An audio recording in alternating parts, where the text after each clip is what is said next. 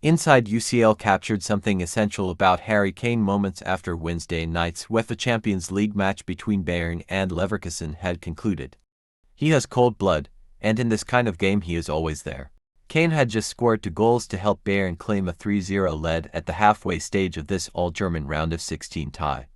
In the process, the Englishman had moved on to 31 goals in all competitions for Bayern this season, the 7th time in his career he has reached 30 goals for a season, and we are barely into March. In this analysis, brought to you by Inside UCL, we will put Kane's strikes against Leverkusen under the microscope and draw out several aspects which underpin his enduring excellence.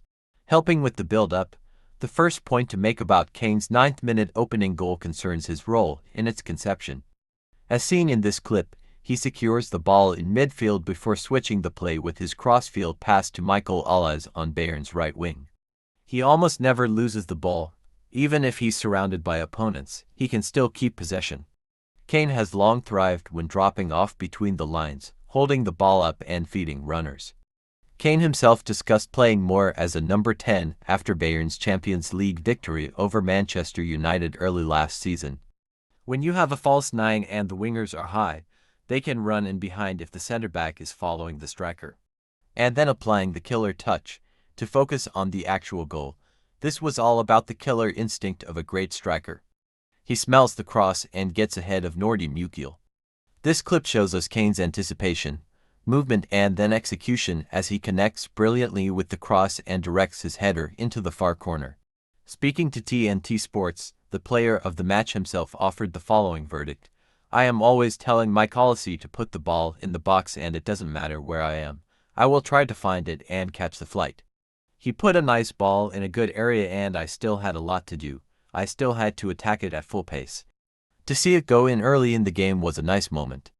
Kane's penalty prowess.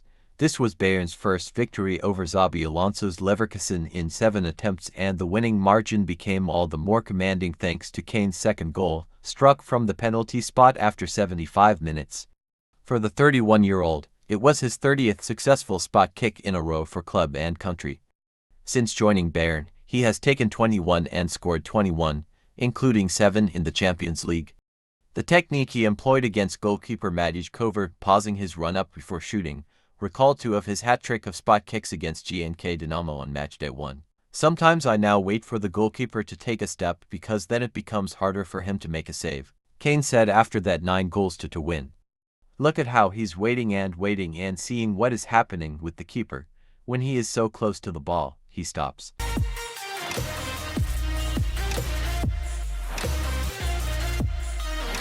To conclude this analysis of Kane's impact, we will return to his superb early header.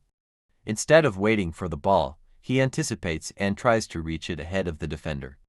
It is great movement and the finish of a proper center forward.